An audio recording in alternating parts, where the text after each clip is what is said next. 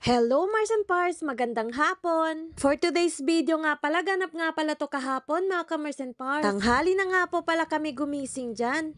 At pagkatapos ko nga magkape, naisipan ko nga pala muna na magwalis-walis dyan sa may harapan ng bahay namin. Kasi isa talaga to sa araw-araw natin gawain. Hindi talaga to mawawala mga ka-Mars and Pars. Ika nga, lahat ng trabaho natin ay pabalik-balik lang mga ka-Mars and Pars. Kung isa ka sa nanonood ng video ko, alam mo talaga kung gaano kalaki ang area na winawalisan ko mga ka-Mars and Pars. At pagkatapos ko nga magwalis, umupo naman ako dito para tupiin ang lahat ng damit namin. Kasi kung hindi ko to gagawin, wala talagang ibang tutupiin nito. Kasi napansin ko lang talaga Diyosawa ko, labhanan niya lahat ng maruming damit namin, wag lang talaga magtupi. Kaya ayun, pag isang linggo akong busy, isang linggo rin talaga yung damit namin nasa sampayan lang. At pagkatapos nga ng buong araw na gawain, ayan, pumasok na nga pala ako sa trabaho kasi nga night shift tayo mga ka-Mars and Pars.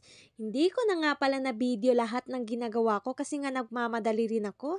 Kasi nga papasok pa nga tayo sa trabaho mga ka-Mars and Pars. At sabi ko nga sa Diyosawa ko, papasok ako ng maaga para makapaglakat lang ako mga ka-Mars and Pars kasi sayang din naman talaga yung pamasahe mga ka-Mars. O diba himala talaga na pumasok ako sa trabaho ng sobrang maaga mga ka-Mars. At kaninang umaga mga ka-Mars and Pars, nag-straight duty na nga rin pala ako at doon na nga rin pala ako naligo dahil nagdala na rin ako ng damit. Dahil sabi ko nga para diretso na talaga ako sa field mga ka-Mars and Pars para hindi rin sayang yung oras.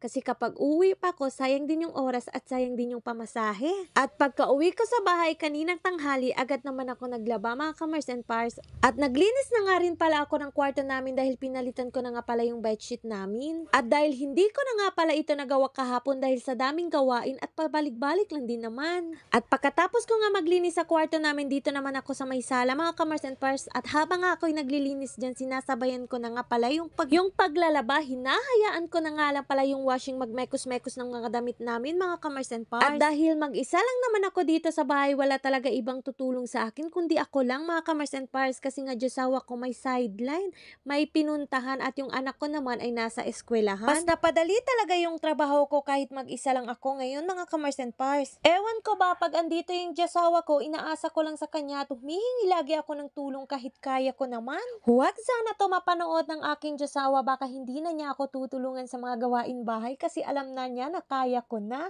Pero Diyosawa ko, joke lang yun. Ay my God, sana all na lang talaga tayo. At pagkatapos ko nga maglinis doon sa loob, sa may sala namin, dumabas na din pala ako dito kasi nga hindi pa talaga ako tapos mga ka-Mars and Pars. Dahil sinasabayan ko na nga pala yung paglilinis at paglalaba para kung makapaghinga na ako, ay tapos ng aking trabaho. Sana all makapaghinga. At pagpasensya niyo na nga pala kung may naririnig kayo iba't ibang boses. Hindi ko rin alam talaga kung kaninong mga boses na yun mga ka-Mars and Pars. Charot lang yun mga ka-Mars. At sa mga nagsasabi doon sa reels ko na wala daw ako ibang ginagawa sa buhay, baka hindi ho kayo nanonood ng mini vlogs ko kasi kung napanood mo yung mini vlogs ko, alam mo talaga na ang dami ko talagang ginagawa sa buhay mga ka-Mars and Pars.